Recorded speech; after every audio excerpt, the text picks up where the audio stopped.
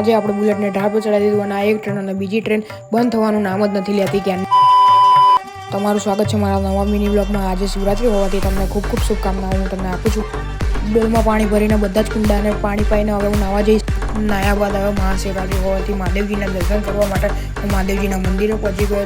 તે બાદ મારા પપ્પાને કામ હતું તેથી હું મારા પપ્પા સાથે બહાર ગયો અને હવે રસ્તામાં તો એટલો ટ્રાફિક જામ થઈ ગયો કે હવે ત્યાંની હદ જ નહીં. આ પુલ બંધ છે તો ત્યાંના 3 મિત્રો તો તેમની સાથે જ હોય. निकल ले भाई तू, चल भाई चल निकल ले. A few moments later. આ ટ્રેનવાળો ડ્રાઈવર ખૂબ ધીમી ધીમી હકાવતો હતો એટલે બહુ વાર. તેટલામાં હું અને મારો મિત્ર રખડવા માટે ડીમાર્ટમાં આવી ગયા. આ મારો મિત્ર જો.